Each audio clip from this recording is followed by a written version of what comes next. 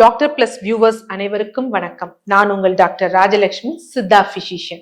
So இந்த பதிவுல எதை பற்றி பார்க்க போறோம் அப்படின்னா, எலுமிச்சம்பழச்சாறு. எலுமிச்சம்பழச்சாறு எவ்வளவு ஒரு அற்புதமானது.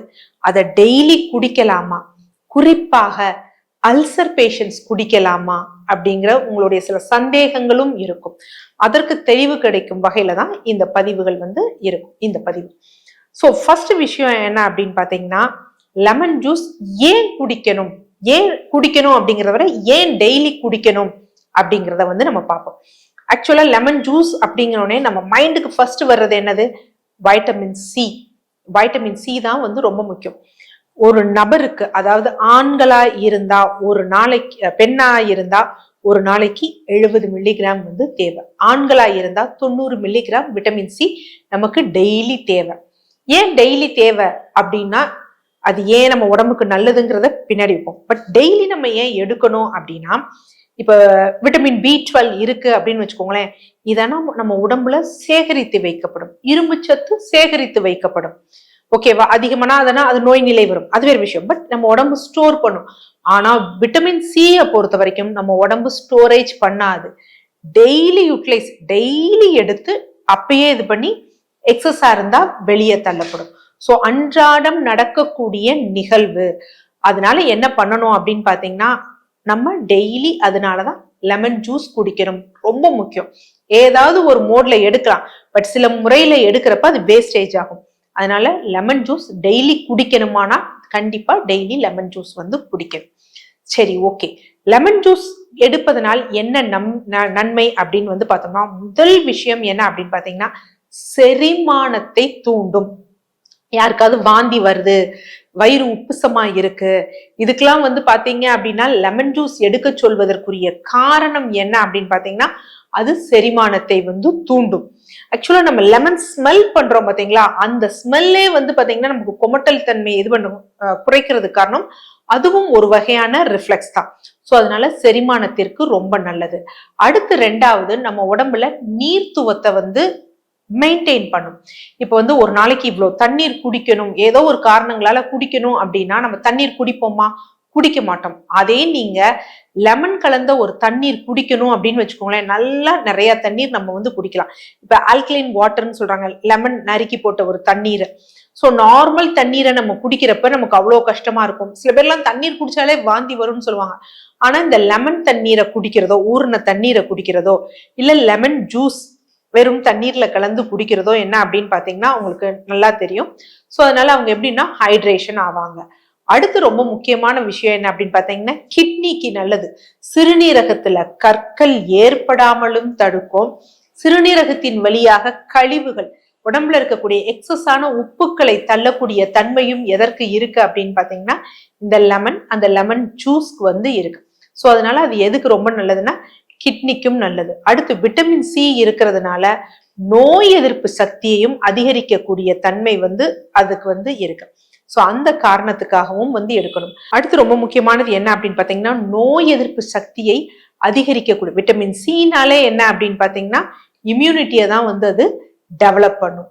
அடுத்து வெயிட் லாஸ் பண்றவங்களுக்கு ரொம்ப முக்கியமான ஒரு விஷயம் என்ன அப்படின்னு பாத்தீங்கன்னா, இந்த lemon juice. So weight loss பண்றவங்க காலையில எம்டி ஸ்டமக்ல லெமன் ஜூஸ் குடிக்கும் பொழுது என்ன ஆகும் அப்படின்னா, அவங்களுக்கு அதிகமான பசி எடுக்கிறது, ஃப்ரீக்வெண்டா பசி எடுக்கும் பாத்தீங்களா, அந்த தன்மை குறையும். இது மாதிரி லெமன் ஜூஸை எடுக்கிறதுல நிறைய பெனிஃபிட்ஸ் இருக்கு. லெமன் ஜூஸ் எடுக்கிறவங்க கவனிக்க வேண்டிய விஷயங்கள் என்ன அப்படின்னு பாத்தீங்க அப்படின்னா, யூஸ்வலா லெமன் ஜூஸை எந்த நேரத்துல எடுத்தா நல்லது அப்படின்னா, எம்டி ஸ்டமக்ல எடுத்தா நல்லது. ஆனா லெமனை அப்படியே எடுக்கக்கூடாது, டைல்யூட் பண்ணி தான் எடுக்கணும். ஸோ லெமன்னோட நிறைய கிடையாது, கால் லெமன், இவ்வளவு பெரிய லெமன் இருக்குன்னா அந்த கால் லெமனை என்ன பண்ணணும் அப்படின்னா, நல்லா ஒரு 200 ml வெது வெதுப்பான வெந்நீர்ல பிழிந்து காலை எம்டி ஸ்டமக்ல குடிக்கணும். அது நல்ல ஒரு டெலிவரன்ஸா இருக்கும். சுடு தண்ணியில போட்டு குடிக்கிறது, இல்ல கொதிக்க வச்சு குடிக்கிறது குடிக்க கூடாது. அப்படி பண்ணோம் அப்படின்னா அதுல இருக்க விட்டமின் சி அழிஞ்சு போயிடும். அதனால அந்த மாதிரி எடுக்கக்கூடாது. அதே மாதிரி எனக்கு பல்ல ஏற்கனவே எனாமல் போயிடுச்சு அப்படிங்கிறவங்க லெமன் எடுக்கலாமானா, லெமன் ஜூஸ் எடுக்கலாம்னா தாராளமா எடுக்கலாம். ஆனா எப்படி எடுக்கணும்னா, ஸ்ட்ரா போட்டு எடுக்கணுமே தவிர அப்படியே லெமனை குடிக்க கூடாது. அடுத்து கேர்ட்னு சொல்லுவாங்க, எதிர்கலிக்கக்கூடிய பிரச்சனைகள் இருக்கவங்க, அவங்களும் லெமன் ஜூஸை வந்து தவிர்த்திடலாம். Ulcer patient lemon juice daily குடிக்கலாமா அப்படின்னா குடிக்கலாம். ஆக்சுவலா சில ஆராய்ச்சி தரவுகள்லயே தெரியப்படுறது என்ன அப்படின்னு பாத்தீங்கன்னா, மார்ஜினல் அல்சர்ஸை ஹீல் பண்ணக்கூடிய தன்மை எலுமிச்சம்பழ சாறுக்கு இருக்கு. இன்னைக்கு மார்க்கெட்ல இருக்கக்கூடிய நிறைய புரோட்டான் பம்ப் இன்ஹிபிட்டர்ஸ் மருந்துகள் இருக்கு பாத்தீங்களா, அதனுடன் வந்து ட்ரையல்ஸ் போகும் பொழுது அதை விட இந்த மார்ஜினல் அல்சர்ஸை வந்து ஹீல் பண்ணக்கூடிய தன்மை எதற்கு இருக்கு அப்படின்னா இந்த எலுமிச்சம்பழ சாறுக்கு வந்து இருக்கு அப்படின்னு. கிட்டத்தட்ட நம்ம ஒரு 1/4 பழம் எடுக்கும் பொழுதே நமக்கு விட்டமின் சி எவ்வளவு கிடைக்கும் அப்படின்னு பாத்தீங்கன்னா ஒரு 20 மில்லிகிராம் வந்து கிடைக்கப்படுது. அப்படிங்கிறப்ப நம்ம அந்த ஆல்கலைன் வாட்டர்னு சொல்லுவாங்க பாத்தீங்களா, தண்ணீர், அதுல போட்டு ஊற வச்சு எடுக்கும் பொழுது நல்ல வந்து பலன் தரும். இன்னொரு விஷயம் என்ன அப்படின்னு பாத்தீங்கன்னா, இதுல விட்டமின் சி மட்டும் இல்ல, இதுல வந்து பாத்தீங்கன்னா அஸ்கார்பிக் ஆசிட் அப்படிங்கக்கூடியதும் இருக்கு, சிட்ரிக் அமிலமும் இருக்கு. இதுவும் ரொம்ப நல்லது நம்ம கிட்னியின் வழியாக கழிவுகளை வந்து வெளித்தள்ளுறதுக்கு. அதனால லெமன் ஜூஸ் அப்படிங்கிறது எல்லோருமே எடுக்கலாம். சிறுநீரக செயலிழப்பு இருக்கா, அவங்க லெமன் ஜூஸ் எடுக்கலாம். வீசிங் பேஷண்ட்ஸ் லெமன் ஜூஸ் எடுக்கலாம். ஆனா வீசிங் பேஷண்ட்ஸ் லெமன் ஜூஸ் எடுக்கும் பொழுது என்ன பண்ணணும் அப்படின்னா, அந்த எலுமிச்சம்பழம் ஃப்ரிட்ஜ்ல வச்சிருக்க கூடாது. ஸோ வெளியில இருக்கக்கூடாது, நான் ஃப்ரிட்ஜுக்குள்ள வச்சிருந்தேன் காலையில எடுத்து வச்சுட்டேன் அப்படிங்கிறதெல்லாம் இருக்கக்கூடாது. நம்ம முன்னாடியே வந்து எடுத்து வச்சிடணும். அதாவது ஃப்ரிட்ஜுக்குள்ள நம்ம வைக்கவே கூடாது. அடுத்து வெந்நீர்ல தான் எடுக்கணும், ரொம்ப முக்கியம். அவங்க லெமன் ஜூஸ் எடுக்கும் பொழுது கூட கண்டிப்பாக மிளகுத்தூள், மஞ்சள், ரொம்ப கிடையாது, மிளகுத்தூள் ஒரு 1/4 ஸ்பூன், மஞ்சள் ஒரு சிட்டிகை இப்படி எடுத்தாங்க அப்படின்னா அவங்களுக்கு அந்த வீசிங் எபிசோட்ஸ் வர்றது வந்து குறைய ஆரம்பிக்கும். அதனால எனக்கு வீசிங் இருக்கு, சளி இருக்கு, நான் லெமன் ஜூஸ் எடுக்கக்கூடாது அப்படிங்கறதெல்லாம் கிடையாது.